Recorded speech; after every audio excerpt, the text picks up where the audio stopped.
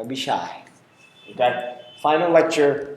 We've gone through 8 weeks, taking you from knowing nothing about Rails except for the blog post application to where we are. It's also designed so that even if you have spent some time with Rails, like some of our past students had like some years of experience, you still learn something new. So, you know, the optional stuff, there's always extra stuff you can do. And let's review a little bit, right? By now you can close your eyes and remember what is Rails MVC, right? You know where the routes files are, controllers, view, where are the JavaScript, how do you get to JavaScript files, right? Image path, JavaScript path, style sheet path, asset path. You know that we use database. Well, you don't really know how to load the database, but if you really want to, you can. And Rails load the database for you. You do a lot of things with database, but database, you know, we use ActiveRecord. So if you really want to load it by yourself in the console, you can actually just say, you know, establish connection, and then load whatever the configuration from your YAML file, right? Something like, you know, dbconfig. But this dbconfig, you can load it from, you know, your database config database, something like that, .yaml. So Rails does a lot of magic, but never stop asking question how you know, what's under the magic. And as you ask question, you think you get the wrong answer, you will learn. We all know that already. So for example, here, you're like, oh, okay, so I have this YAML file, I can load it into a hash, right? But then in this dbconfig, probably you mean inside here, you know, I want the development environment, for example, right? Then inside this hash, I have the hash where I can pass in here. dbconfig will be what? Username, password, database name. That's how you set up. So you have the database loaded, then you can start, like, you know, making database query. MVC here. Are there any files in Rails in your app? Right? When you Rails generate, like, are there some files that when you look at them, you don't know what they do? You want to ask a question about that? Take any project. So I have one over here, right? Pretty much now you generate, you get your gem file, you know exactly what it is. Try to keep your readme.md active, right? You know, up to date. You know the app folder, config folder, public folder, spec folder. Anything that you're not sure? I'm sure there are. Come on. No one is expert yet. What? Good question, right? Spring. Spring is, you type in here, right? It's a way to keep your Rails process running in the background. So when you run Rails console, Rails server, Rails DB migrate, it's using that process instead, and it becomes very fast. It doesn't have to load everything from scratch. So if you run into a bug and you feel like, you see how fast this is, Rails console? 1, 2, 3, 4. Oh, okay, that's a little slow. But that's because you actually have Spring running. And then if you run, like, you know, Rails server, see how fast it is? But then if you do this Spring stop, right, then it stops the process. And then when you run Rails console again, it should be slower. So the purpose of Spring is that. However, it's quite buggy. Some people don't like it. I don't really run into any problem with it. So, you know, it applies to basically Spring keep a copy of your Rails environment loaded. So let's say if you want to run RSpec faster, right? Then you can instead of running RSpec, you can run Spring RSpec. For example, here, then you can run Spring RSpec if you take advantage, if you tell Spring to load RSpec first. and then just keep it there.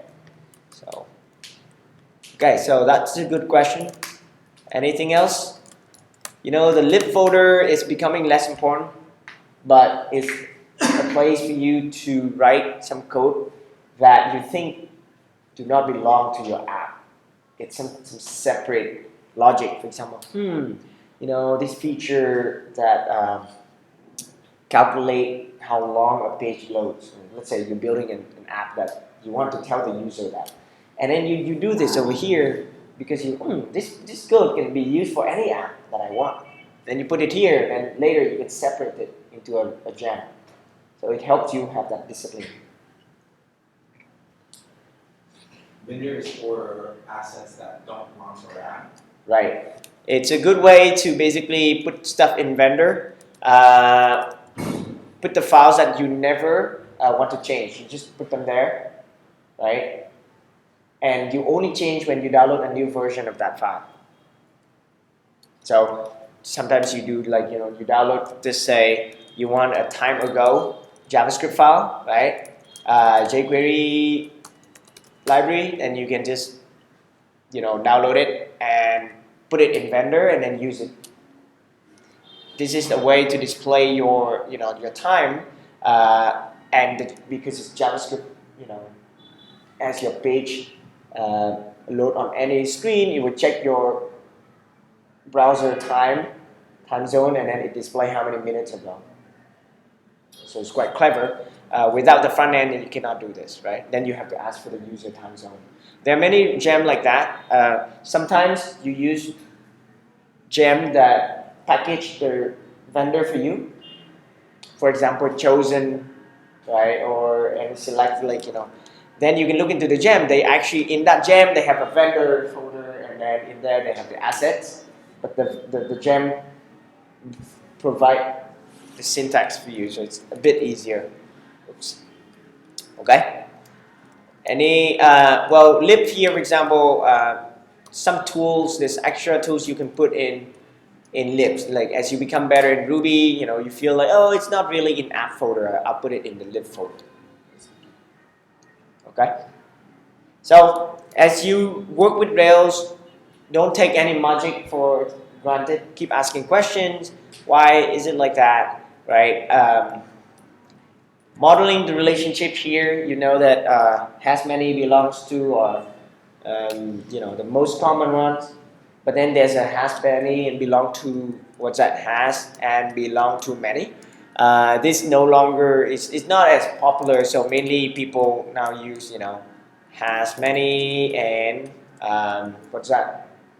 It's true, right? There's some intermediate class.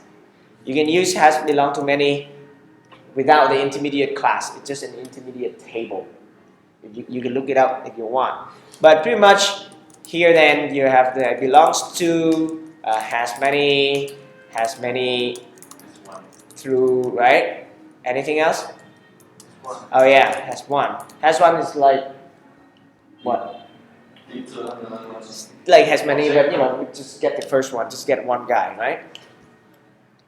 And there are many methods associated with this. When you define, you know, for example, if you define give me a has many relationship.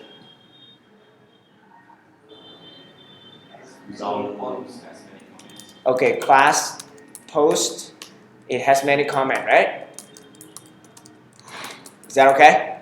So then you also know that you can do dependent, destroy or nullify. Destroy is most common. It means you have to delete a post, then all the comments will be deleted. If you do nullify, then if you delete a post, then all the comments, it will update the post ID to be nil. Okay? And now you know that belongs to is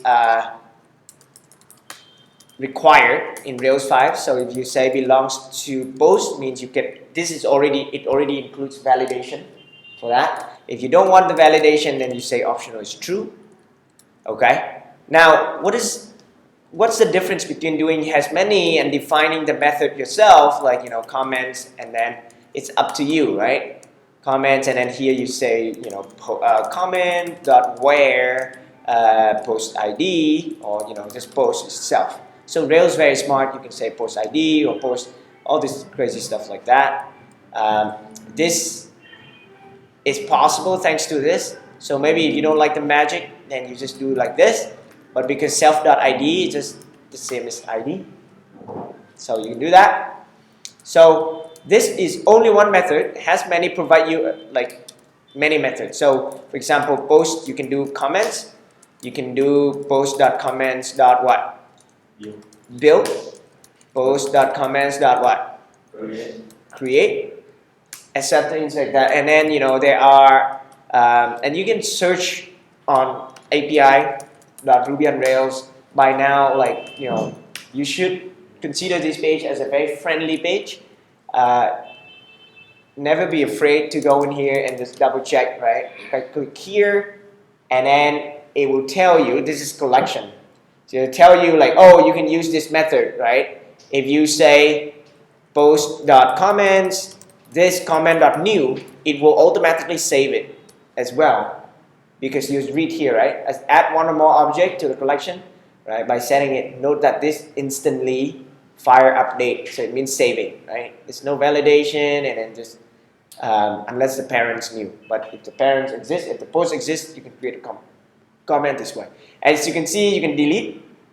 So if you do it this way over here, you cannot do it, but here you can do it, treat it like an array, and you can. I don't like this kind of thing. It's just a little bit too much magic, right? So up to you. Why don't I just delete the comment by calling command.destroy? But then when you do that, this is the same thing as calling comment.destroy, and then after that you also need to do post.reload, so that it load the comments again. Rails provide a lot of magic. You can also do post.comments true, then that also reload all the comments from the database. Otherwise, it load from the cache. So as you use it, you're like, oh, interesting. Rails provide extra magic here and there. Make a good decision so your teammates don't suffer when they read your code. Then you see clear and checking empty. Like many of these are like array-like method, right? Okay. So relationship. There's something else related to relationship, which is called nested form, right? So I don't like teaching this, but if you do this relationship up here, and then you can actually do class post, let's say HasMany comments, and then you can do accept nested attributes for comments. This means you can create a form and you can submit both post and comments data.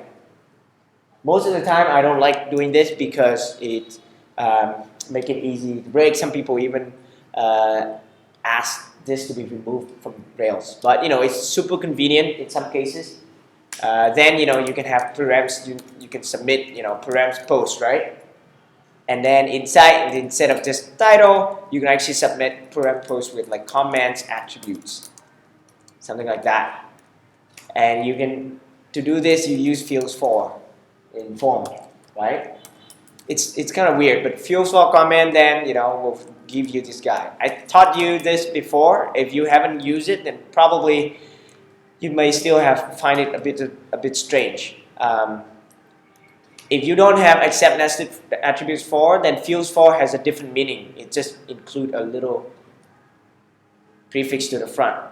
So you can always use fields for, form for, and then field for, like blah, right? And then basically you just have and then in here do, let's say, field, and down here you have field dot text field, name. Then it gives you what?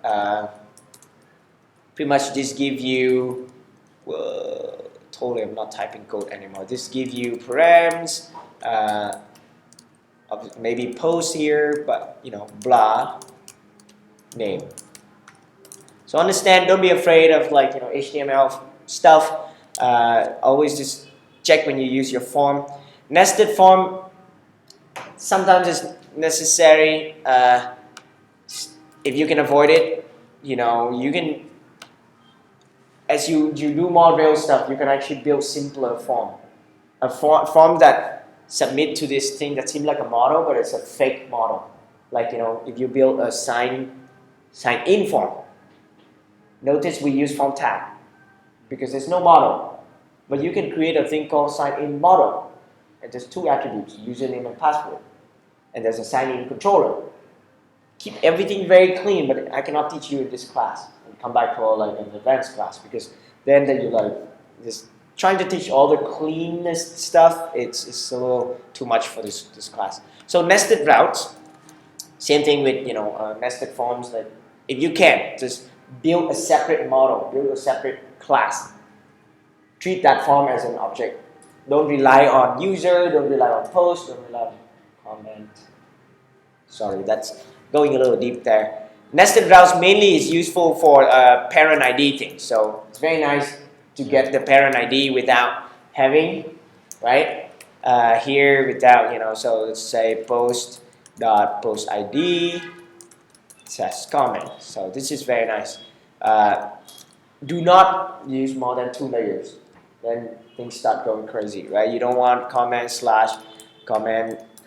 ID, what's that? Slash tag slash that's too much, right? Don't usually just one layer. If you do more than one, something is wrong. Try to keep it simple. We might have that, Huh? We might have to. That's okay. I mean, it's again depending on the scope of the project. Maybe you can go 2 layers, right? But 3 is definitely wrong. All right, front-end frameworks. We did not teach React in this class or Angular. It's possible. You can Google how to use React or Angular. They're all everywhere on the internet. They're not the best anymore. Where I feel like if you're using so much front end, then you should use a different package manager for front end stuff like npm or Brunch or Yarn, and then you use Webpack to build or grunt some stuff to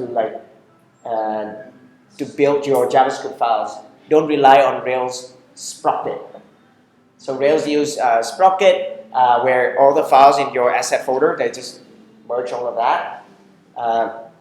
There are pros and cons, right? Magic here and there, but overall, because Rails is so good with back-end stuff, even front-end is well organized.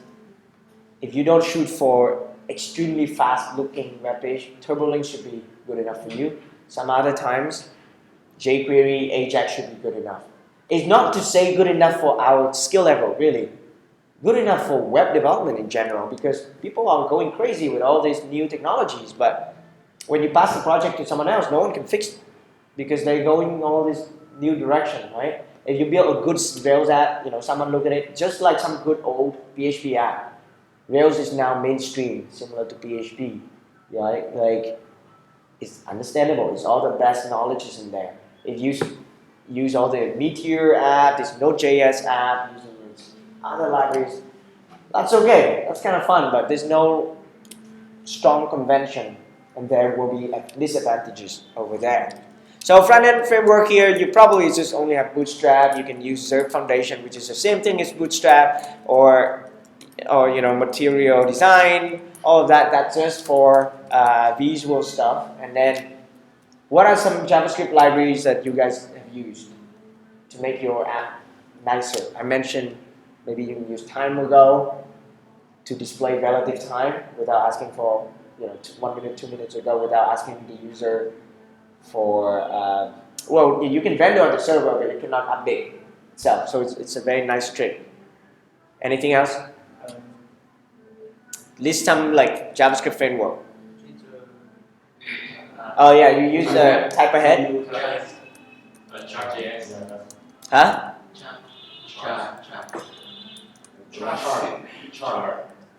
Oh yeah, that's very good. Yeah, Chart.js is very cool. Excellent. Yeah. So it's a great way to render charts, just like Google Forms, right? Charts at the end, right? Cool. So keep those things in mind. You always have to improve JavaScript. It's a little strange because we use TurboLinks. So temporary, we just use TurboLinks load, but over time, but ideally, so here we use this, but ideally, you actually think of your web page on the browser is loaded once, and every time user click here and there, it just changed parts of the page. So the page lives forever, right, for a long time. So you actually can write certain JavaScript that doesn't need turbo links load, and it's actually, you can avoid it. There's the web now is moving to very advanced, HTML5 and the new JavaScript API that allow you to observe if any DOM element changes. So that's where the web will go. Instead of saying, turbo links load or page change, it's only like element change. It's called mutation observer. And that's like, again, that's the extra stuff. If you're really into the front end, or you read somewhere, it probably mentioned it's a mutation observer. And we probably don't need to use it. Logging is extremely important. I've shown you guys that, okay, you can look at the Rails log when you type Rails server, right? You can also do tail. So there's a Rails server log. How do you tail the log? I'm gonna ask you a question about this. Yeah. In your previous class, you know how like the video on YouTube didn't have sound? Uh-huh. In your previous class, do you have that video? Yeah. Have what? Oh, yeah. So it's the question about logging? Well, I just wanted, because I wanted to watch it again. Yeah. Okay. Sorry about that one, right? So you have to know that, there's a log folder here, and most of the time for localhost, you care about development. And sometimes you can actually just find certain text in it, right? For example, you can find the text error in this development file, right? See?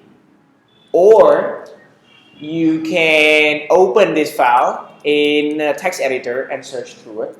But over time, the file becomes very large. Then, what do you do, right? A very common way, if you don't see your server, okay, then you do tail like this, and then you can just go to the this page. So let's say if I run the web server, right? So Rails by default print all the log to stand it out.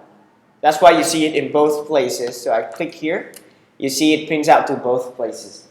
You can even do something like clever, like I tail, but I only want to grab for lines that say completed, for example. Okay? It means from now on, when you run anything over here, you can just see how fast your page is, right? Without bothering to look at all this. You can actually see it over here. Same thing, you can search for ActiveRecord, that's some idea, right? Or if you don't want to see any line with the word ActiveRecord, then you can say invert the grep. You can do something like that. Is that case sensitive? It is. If you want not, then you can use, I think it's an I grep or grep I, like this. So it means you do this, and it doesn't print, you see, it doesn't print this line, right? So, for example, if I want to grab all the lines that say completed, but I also want to ignore all the successful query, like 200, like that, then if I run any of this, there's no completed. But then if I go to a page that is like, let's see if it works, ABCD, right? So there's no completed here either. I was expecting a completed, for, but it doesn't do for like that. So maybe I can try a better example. You can do maybe like started, or yeah. So the idea here is you can chain them in the pipeline, right? I could actually make this appear if you guys, okay, are patient with me. Look at this one, right? What I'm looking for is like seeing a completed line without the word 200 in it. So I could actually go to this, create a page like this one, and then render a different status rather than 200, and you will see it. Just to prove the point. So logging locally is like that, right? So tail with, here I will, why don't I just put everything in. So Rails server is one way. Tail log development is another way, right? Oh, I thought this is a terminal. I could just autocomplete. You can tail and you can grab, right, what you want. So for example, completed. If you want a space, then you can actually do something like that, right? So this is just a simple one. Or you can grab from the beginning and then it will show you, you know, all the completed query. Sometimes the log print out like, you know, slow SQL statement, something like that. So there are tools that can analyze a log. It's the same idea. Go in there and count the number of slow queries. So your log is quite useful. And on production, how do you do it on production? You can use Heroku logs tail. You may have to pass in the remote, you know, maybe this is remote is Heroku, that's the default. You can also say app name, right? Yeah? Please ask question if this is like crazy, weird, not sure, right? So I don't think I have this deployed to Heroku. But if I have, then I can do Heroku tail, right? No, logs tail. If you don't have the word tail, it only shows the last 20 lines or something. Yeah? So this is for if you want to check the log file of your deployed app. So like There may be an error. Your user complained there's an error, right? But then this is only good if you tell your user, hey, go test the app right now. I'm looking at the log. Someone say, I just log in and it crashed. Then you can check. You can immediately see. But what happened if you don't, you know, you're not there. You want to look at something that happened yesterday. Then you should have installed what? Heroku add-ons. Install Heroku add-on. Is it install or create add? Shit, I don't. History, grab Heroku add-on. Let's see, I have it, right? Oh god. I think my history is too short. So I think add-on create, like, alright, so maybe I find an app with Heroku on it. Okay. See, okay, Heroku. Hey, there's no Heroku here. Oh man, what's an app with Heroku on it? Let's see. Did I have Heroku here? No. Maybe code a ticket.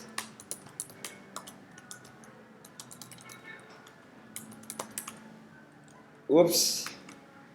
No. Okay. I think it should give some.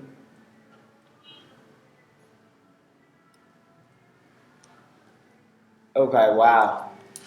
It showed me a bunch of apps. So that's not useful. These are the apps I use. Anyway, it should be like add-on create or add-on install, and from then on.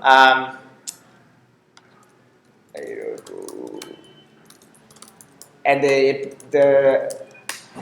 add-on you want is paper trail, okay? But you should maintain some good practice. Like, first, know how to install it is only one thing. Here, create, right?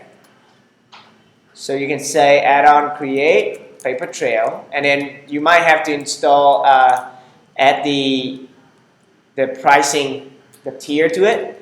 But another useful thing is definitely you want open paper trail, then you go straight to the log viewer. Otherwise, you don't know what URL to go, right? You have to go to the Heroku dashboard and then go to Heroku app, and then you can even go to Heroku add-ons. I think docs, and then it will open the doc for you to read, right? So these are extremely fast and useful way to get deeper in your app. You just missed the most important part, right? Just kidding. It's okay. Go. I need to ask you before how about like custom logging. For example, I have a transaction and I want to custom log. Yeah. So custom logging, right? Anywhere in your app, you can just say rails.error.info. You can say alert, right? Money is coming in, right? For example, if someone just made a payment. If you do info, then depending on your log level, it will show in your log in development, but it will not show on your production log in your Heroku, because when you go to production, you want to keep the log to be only for important things. So, for example, this log that you see earlier, let me go to the store, right? A lot of these lines are actually when you actually visit a page. Oh, not this guy. Log info, and you don't see some of these lines on production. If you go to a paper trail, then it will show you exactly what it is. It shows you different color because there are many logger. This is only one logger. So, for example, something important, you want to say error, right? And then you say error. This is weird, or like this IP is is here all the time. Something's wrong. That means it's all going into one of the same file. It's going to the same log file, but you can search them. There are some ways to put them into different files. If you use some tools, they actually have like Nginx, for example. Errors go to a different log file, like error.log. Normal go to the main file, like access.log. Okay. So understanding. So in anywhere in Rails app, it's kind of nice, right? It configure all the log thing for you. Great. So debugging, what do you know about debugging? Can someone share? Right. Okay, so maybe you can say require fry, and then you can do binding.fry, right? I think the most important ones that all the new Rails app already have web console. Yeah. So you don't need better errors anymore. Better errors may look better, but you can see, here I do ASD, and then I have the web console here, which is already Ruby, and if I can insert a raise query anywhere, raise statement anywhere, doing something weird in your Rails app, right? Can you factor the ways from here? Like, you have a regular console, you can add stuff. Yeah. So this is the same as your Rails console. Okay. So you can say, here, I don't know, what are some model? Right? Product. Right. So you can do that. The most useful thing is it's super common that in your controller or in your view, it crashes, and then you can test why, right? So if I go to a controller here, obviously you get 404, but you already know this, so pick any controller, any view, you can intercept, right? Where's the root page, right? Config routes. Let's see, visitor index, it go there, so I go to visitor index here, and yeah, if you want to see how many product here, maybe you can just say like this, and then go to your root page, right? Here's the problem. I have better errors, but I don't have. Okay, good. This app, it has better error. To explain to you, it used better error. Where is it? And then you also need binding of caller, which is already included by default by one of the other guys. Then you can do this. It's the same idea. It looks slightly better, right? But in Rails 5, right? In Rails 5, you don't need better errors. It actually used web console. You have to, this one, that's enough. Okay? Can you remove web console instead of better error? You can, exactly. It's really your preference. Some people prefer this because it looks cleaner, it's a lot more advanced. But to me, any Rails app now, I know what to expect with this guy. It's very clear anyway. You can toggle the error. When anything error, this is the application trace, framework trace, or the whole thing. Then both of them, then you can trace where the files are. You can even set up your text editor. So when you click on this thing, there's some plugin stuff to let you edit. But the cool thing about this, as you can see, is that it even lets you switch this is like time travel, right? Like you actually go back to a different method that call it, and it point you to the line that is wrong, right? So it's pretty cool. You can actually evaluate at that point. So what are the local variables here? What's the variable here? Like, I don't know. Does it work? Callbacks? Yeah.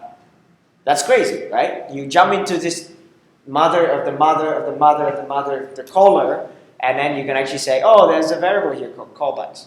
So that's some amazing work in Rails application, framework that allows you to debug very nicely. So web console, good enough in most cases. If you like, to do a little bit more, jumping into the method, use show source and stuff from the console. If you debug from the console, you can use bind and pry.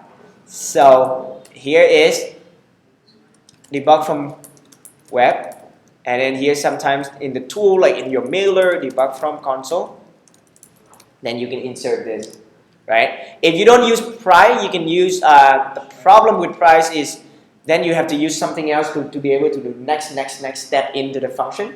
Normally, you don't have to worry about that, really, because I know from experience, most people who just depend on, I have to step one function at a time. Unless you're already pretty good, if you depend on that, you may forget things. Just put print statement and just do simple debugging. That's good enough. So in Ruby, if you have debug from console with debug, then you can use debugger. But if you use with pry, then you can use bind.pry. It's the same. Okay, just different API. Okay, deployment. I have a lecture on deploying to server. That's kind of like advanced because you need to understand. You have to set up different places, like all the necessary dependency. But Heroku, you realize that there's so many cool tools like this. Because if it's on your server, you don't have them. It's harder to set up, but it's faster for sure and it's cheaper. So you understand the pros and cons. For this class, I did not cover analytics and performance. A bit of analytics you can run, like grouping things here and there, provide some stats, and this team use Chart.js. That's a way to display their analytics. Performance, you can add in some tools that track. Did you put the index in your database to your foreign keys? Are you loading the records? Like load the post first, and then you load in each comment. You load the tags. You load the database queries many times. It will actually alert. Hey, why don't you load the post with the comments and the tags at the same time initially? I don't want to teach that because actually, funnily, Rails 5 prefer you to load them separately, and then it caches. So it's only slow once, and then from then on, it's just become fast again.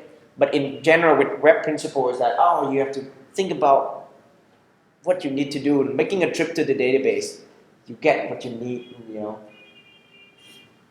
You can get more in a single query and go back and give it to the user. That's the fastest way. So it's up to you. There's a efficient query and then there's efficient caching. I cannot cover this course. That's a little bit too much. Happy to answer more questions about that. Okay, so that's what we learned. Okay, so now let's do a little bit of both high level and low level, where some of you are new to web programming, some of you already have experience. What is an HTTP request? HTTP response. So the web is invented. We cannot explain everything. There's the internet protocol. So first it's invented IP, internet protocol, and then you have like TCP. I forgot what it is, like transmission connection protocol. So and then when you have TCP, IP, these things is an exchanging between of data between you and me with some data checking to make sure that's correct data. I talk to you, I say 1,000 words, it comes to you, you process them in the same order you heard them. Right? So that's HTTP protocol is on top of a TCP interface, and what it is very simple. When you make a request from the request to the server, you have this is what you normally see: the method, the URL, and the version. Pretty much all version is 1.1. 1.2.0 come out, and hopefully the internet will become faster. Google come up with the speedy protocol, all merge into 2.0 anyway. But hopefully we'll get there. And then you also have HTTPS. But then you have data type is designed to be transferred in 8 bytes at a time. I think we call octets. But again, don't have to worry too much about it. Mainly content type is JSON, XML, HTML, etc. Content length, so we know how many characters to read in the stream. You say, hey, I'm sending 8 bytes over, okay? All right, fine. This is the body. So you have the message body, and you're like, oh, okay, 1, 2, 3, 4, 5, 6, 7, 8. Make sense? Request. So that's a request. You have a request line. This is the request line. 3 components. You have a header line, but you can have as many as, you can have as many as you want. You can set in the header is like some caching policy, some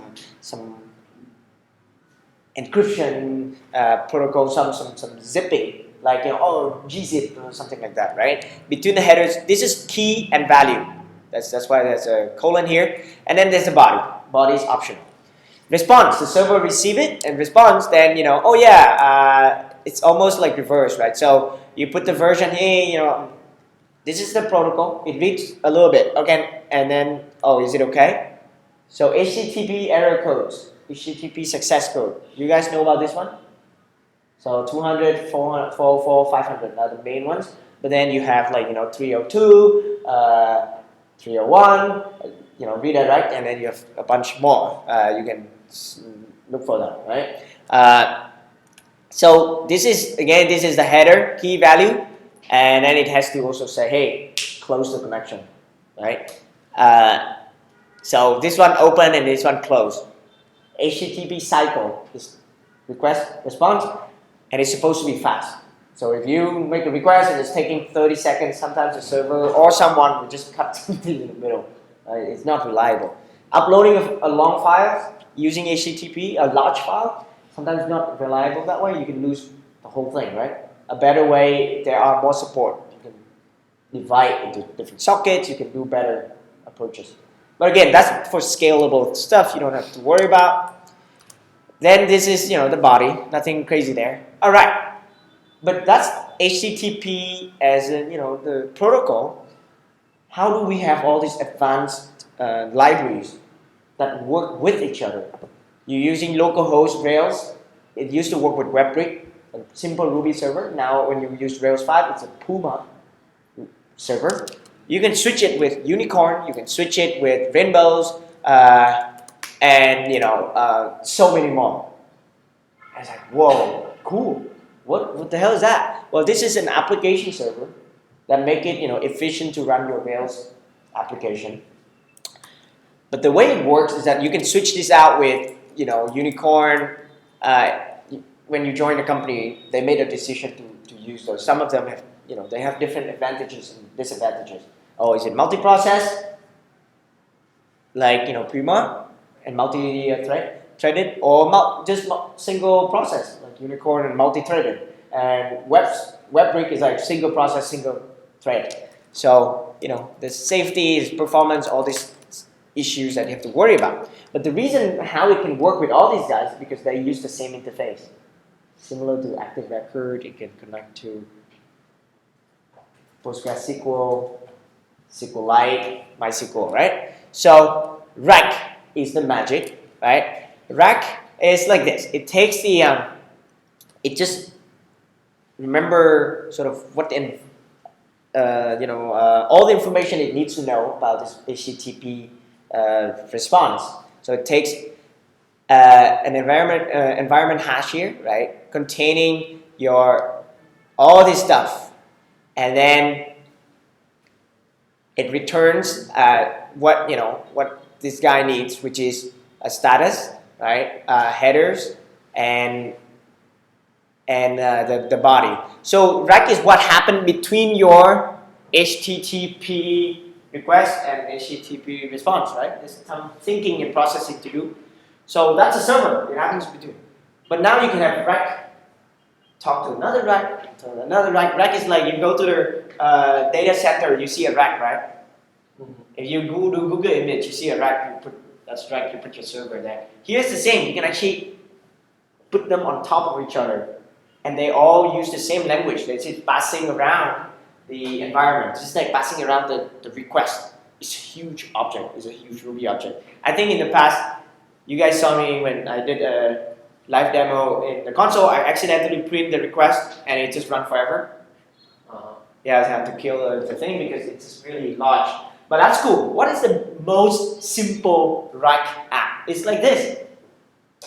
It's a rack app, man. It's because it's just a lambda, right? That take an environment thing, and then it returns this. So if I have just this file, this is my hello world web server. So this rack already has an API, so you say, rack, hey, run this app. Then it will return this. So if you just have this file, it will run, and then when you go to slash whatever, it will go to this, print out this hello world, which bare one rack app. Okay, I stripped down all the Rails magic, and you're like, okay, so Rails is like a rack app. Yes, Rails just built a lot of things on top of it. It's only from Rails 3, by the way. Rails 1 and 2 did not use rack. Okay, so then here's a simpler version. It's almost the same, except it changed this into a rack config. So it's become an RU. This is domain specific language. It's a Ruby file, but with extra rack syntax, similar to Cucumber. If you use Cucumber for testing, then it supports extra things. So here it understands run, but the rest is Ruby code. So if you look at your Rails app, there's a config.ru here. It's like this. Hey, load the Rails environment and then run the Rails application. So Rails.application is a rack server. It behaves similar to this guy, except that it's a lot smarter. Make sense? So when you run Rails server, under the scene, it does a lot of things. It has the magic to reload your code when it changes. When you change code in your model, change code. But you can actually say rack up config.ru like this. But config.ru but the default, so you can just say rack up. And it will find the config.ru file. And look, it loads the Rails environment, right? And it loaded at local 9292. So you can actually go to 9292 and you have the same Rails app, right? Except now I have to go here and do what? I fix this error, visitor index, right? So I delete this, save, reload. Oh, great. It's still, it's sort of lazy load. So in this way, you don't have to rerun the rack up. So it still behaves pretty similar. Load the Rails environment. And every time it runs, it's very similar to Rails server, except not as many features, right? So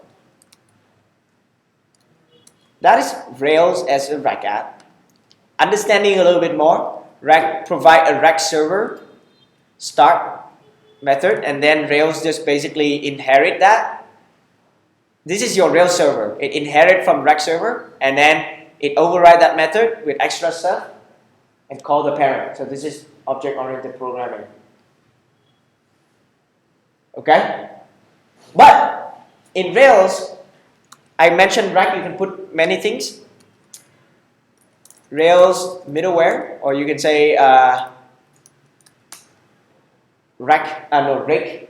Rake is, in the previous Rails 4 and above, you have to use Rails 4 and earlier, you have to use rake. So rake middleware means you just call middleware, the middleware command here. It displays to you all the different rack middlewares that Rails uses. So they're in this order.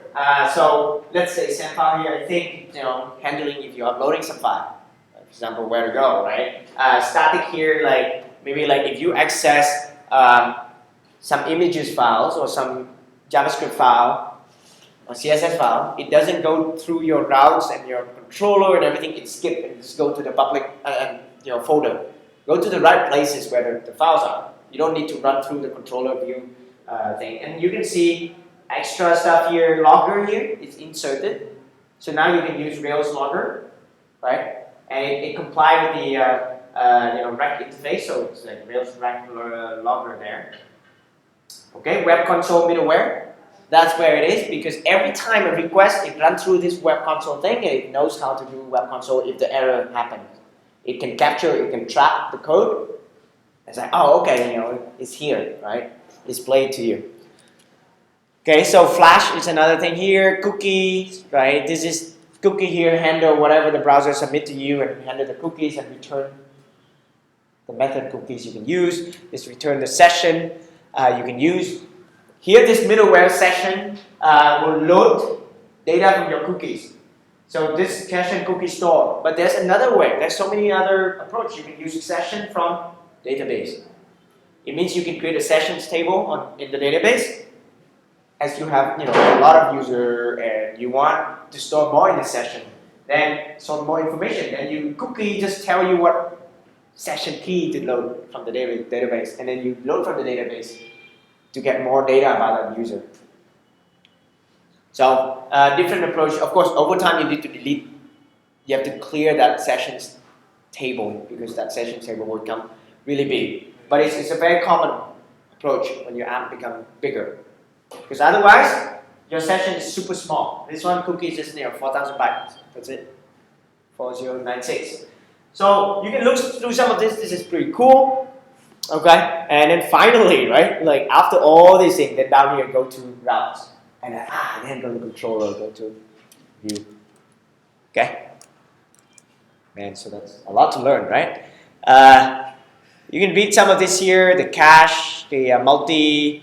Part here is this, I think, I'm not exactly sure about this one. It's like, file uploading and how it can use multi-part to support file uploads. But some of it is quite obvious, cool, like extracting header submitted from the browser and then know like where you come from, like the referral. And I will cover here, this rack attack is another middleware. You can insert it to your app. You can put it in like at the top over here, and then it can check the IP, or are you from a blacklist? Go away, right? I will pretend to crash. I will pretend that this page doesn't exist. So it's cool, like using here's an example you can use. I use it for some of my apps. What's the word here? Okay. When I have like a lot of traffic, I tend to use it. Now, who here has used Sinatra before? Raise your hand. You have? I learned about it on Team Treehouse. Awesome. Sinatra is super simple. I've given the talk on Messenger bot, and it uses Sinatra. So let me see. Messenger. So example, right? This is the. I don't want to use Rails for like super crazy code, just for really simple stuff. So here's as simple as this, right? We're building let's say we're building a bot, right? And this bot, you type some English to it and it translates to Vietnamese. It does something else. So it receives the message, send the data to Google API, and then get back the data and then pass back to the user. So Rails app will work okay. Okay? Except this guy, I just built it from nothing, right? So I create a new folder, create a gem file. I say I only need one library called Sinatra. Okay? And then I, edit this. It's like this. No routes, because routes is built in, controller routes, everything is in one file. So you can have a web server all in one file. Sinatra is so popular, because it set out this basic thing, a way of creating web frameworks. That like Node.js, when the ecosystem come up, the runtime for JavaScript in the backend, they create express.js that just copy Sinatra API, right? So some people don't like, the magic of Rails. This is very easy to read. Perfect. You do this, /get/do, it works, and you go to localhost 4567. That is the default port for Sinatra. Okay, that's nice. Then now how do you provide this web for someone else to use, right? You can deploy to Heroku, because no one can access your local host, right? There's a faster way here. I show that, hey, if you have your server running locally at localhost, this is not 3000, it's 4567. You do this by typing ruby server.rb, bundle exact ruby server.rb. So this is 4567. Let's change this real quick. Now, in order for someone to access this, we can open a secure tunnel. So out of these services, I recommend, this nrock 1. It means if you run nrock and then you say nrock http 4567, it opens the port. So now your user can go to this website, blah blah blah nrock.io, right? ngrock, and then it will go through the tunnel and go to your localhost 4567. This is like open an SSH tunnel to that server, hosted by nrock, ngrock, I don't know how to say it, right? You open an SSH tunnel, so it's an alternate thing, it's not HTTP, but then someone visit that URL over there, they send the request over through your SSH connection. So that's how the magic is done. But to do this, they have to have the servers, and it costs money, and maybe if you don't trust them, they can store all your data, like who knows, right? So they're probably reliable. The free tier, you cannot choose your own domain name here. Localhost, localtunnel.me actually gives you a domain name, but it's not reliable. It just doesn't work most of the time. So Sinatra is cool. You see, you can write like this, get blah blah blah. I make the code more complicated. You can do like post, same thing, like post. And then you can still do like params, there's request.body and params something. So pretty nice, get and post. So that's Sinatra.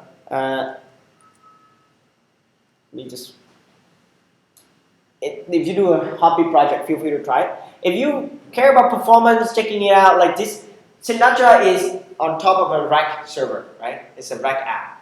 Rails is a rack app. And this guy is rack app. Is actually newer than those guys, and this one is designed to be the fastest of the rack app in Ruby. So there are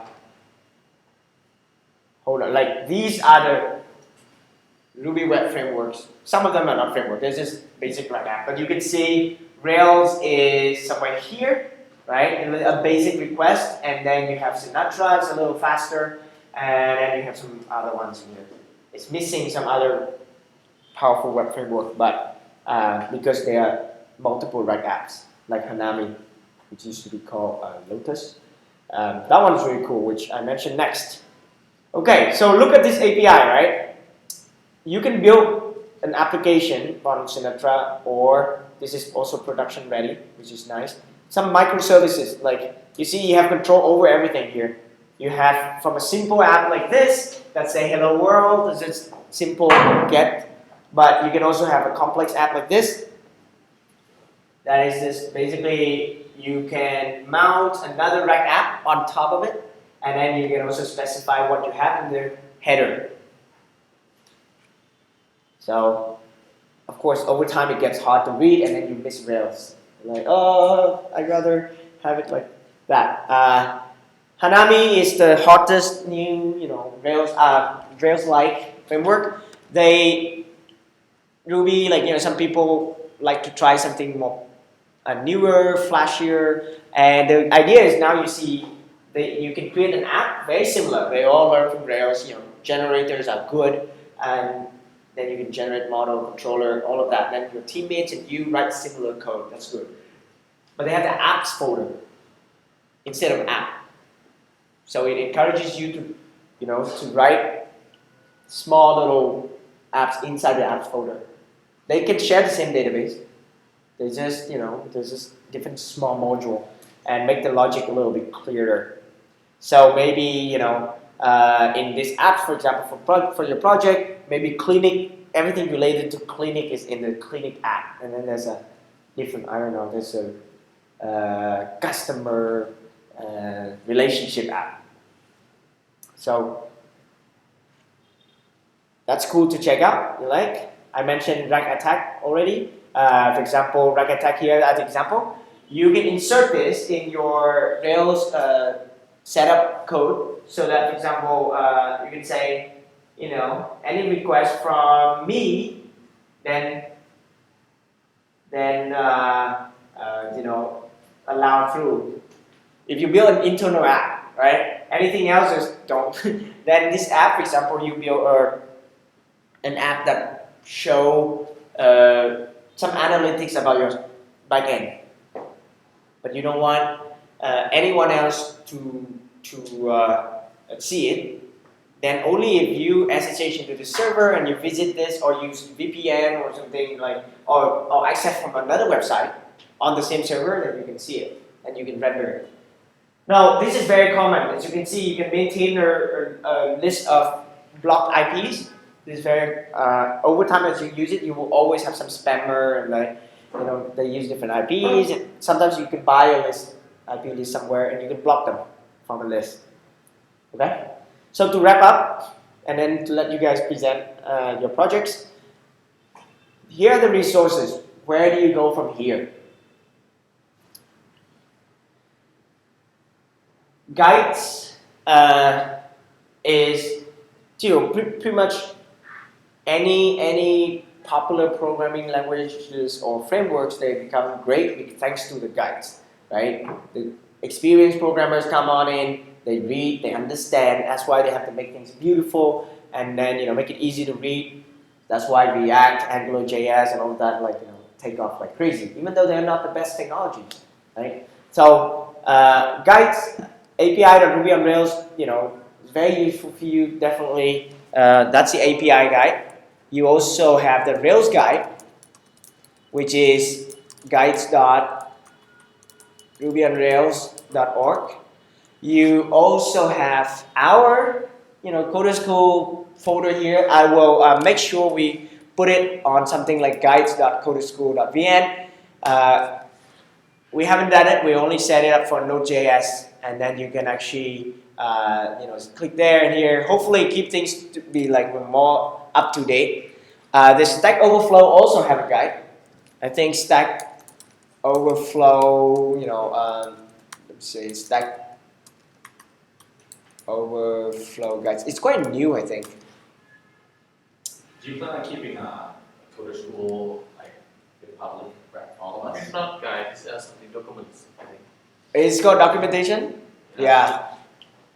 It's quite cool. But I think it's just reinventing the wheel, and it's actually not that up to date. So it should be possible to find that's the same. All of these guys are solving the problem. If you're only looking at the questions, right, on Stack Overflow, it may be out of date. Someone asked that question, but it's not up to date. But let's see if this one is good. Someone actually made already 51 topics, and you see guides.Ruby on Rails already have this, and you can also check this if you like. So at the risk of making it too complicated for you guys, Stack Overflow guides. This is cool. If you care about writing better specs, writing good tests, this is a place to learn. There's some resources here. You can become. This is important if you run a team of a few Ruby developers or larger and larger and larger.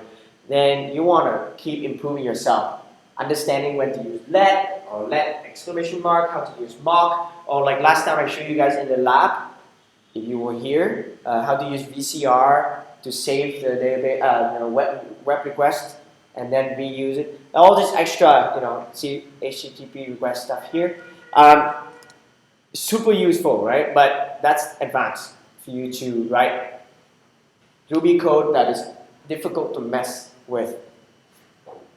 Here and make a mess. For example, you don't accidentally just make things, very hard for someone else to read.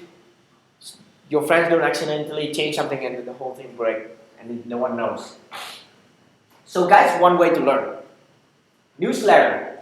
This is a very popular thing, JavaScript, Ruby, and etc. You can sign up and then they will send you an email a week. And you can read that on Sunday. So I read this guy, right? And it's always been useful. I follow from day one, so I don't know how. It's crazy that, so every, it looks like this. You get an email, it's on your phone. So you're like, okay, on your computer or anything, then you're like, okay, some of this topic I can read, some of them I'm not interested. This is sponsored, I don't care. But some of this is like for the more advanced folks. Some is actually pretty easy to understand, like this post, right? I thought these two posts are really good. Ruby's guys did not. Here, that's how I learned about Rec App. It's quite new. So, for example, this one is like 9 days ago, right? So Ruby Weekly is great here, and then you also know that this exists, not just the email. Then you can search. Oh, I wonder what people talk about Rack, right? And then you can search, and then you can read all this related topic. Or did anyone talk about Hanami before? Okay. So then they renamed that, right? Because Lotus actually sued them. Any technology that you learn, there's a weekly, React, Angular, and everything. Just so many, and then there's design related stuff. So feel free to explore those. I have a few of my favorite. So, but that's just for Ruby. Awesome something, right? When you search now, it's a trend, but these two guys are the best ones. Awesome Ruby is more general, anything Ruby related. Okay, so it's huge. Go in and search there, find something you can try. Not all of them are good, or not all of them are up to date. So, but it's quite good, right? And then there's this awesome Rails. Just by reading these things, right? They lead to more, structured thinking. Like, I don't know why awesome Rails and it's related from project management. Oh, then this about teams that build Rails. Okay, that's cool. I think it's too much information, but it's for some extra reading. It's useful to keep them in mind. Sometimes you find useful stuff. And books, if you want to be more serious about Ruby, then read design patterns in Ruby. It helps you write smaller classes and design patterns. You understand, okay, what is the factory, what is the delegate pattern, how to avoid single table inheritance, how to use composition, all this extra stuff. It's too much for our class, but have a slow read. It's from 2008, but still a very good book. Ruby Science is written for you after you spend 1, 2, 3, 4 years in Rails, and then you start having really hard to maintain apps, and it will teach you the science of coding in Ruby, in Git, and Rails in general. How to write smaller classes, it's the same, same stuff, but it's related to Rails a little, and Ruby more. Design patterns here is related to computer science. Okay, and it's like inspired by the design patterns in programming in general by the 4 guys at MIT, from professor there. Programming Ruby is so when you pick up any language, just over time you have to be really good at that language so that you can understand the things behind the magic.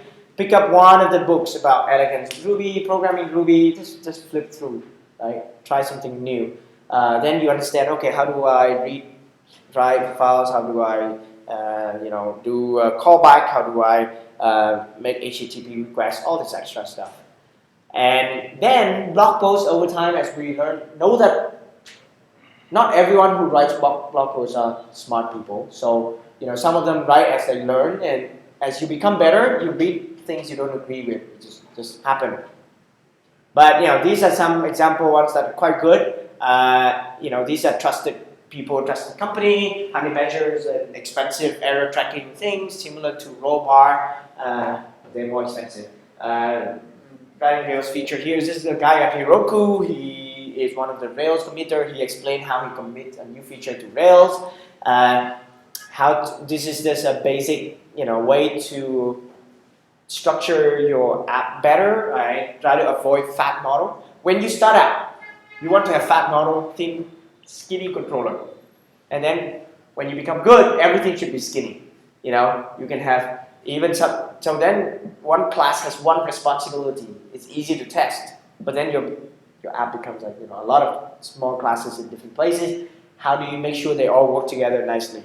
It's a whole things get harder and harder, but you will always have talented people in the team when you grow bigger. So that's, I cannot give you proper examples on that. You have to be part of a big team. So database is another thing we cannot teach much in this class.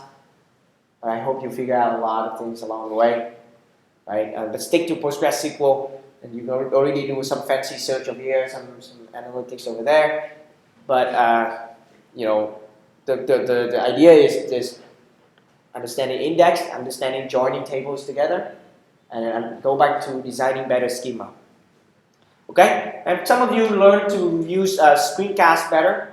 Learn better from screencast. Railscast is super outdated, but it's quite cool, right? Read it and know that the API changed, but the concepts are quite useful there. Go Rails, I think, is like page screencast. There's so many page screencasts. Pragmatic programmers have one. Go Rails, Rails tutorial. There's so many of them. Wherever, right? If it floats your boat, watch them. You can pay some money. Screencast is kind of cool, where you just wanna, similar to I'm giving you live lecture, right? And screencast you can speed up 1, 2, 3, 4, 5x, right? I help you. I speed it up anyway. It's already fast, hopefully. Okay, sorry that takes a bit of time, but I hope this summary is useful. Yeah. Is it like super overwhelming? A lot of information. Yeah, so the doc is here, so it's still, it's better than not having information. It's easy to get lost. Pick another. It's good for framework. referencing later. Yeah, but like these are resources. So don't go and like so many other blog posts can only tell you how to learn Rails like the way I'm showing you here, right? Just pick whatever whose advice it is. You take my class, I present you this advice. I could turn this into a blog post. Pretty much like just another guy. It's up to you how you use that knowledge. Yeah. Do you have all that books?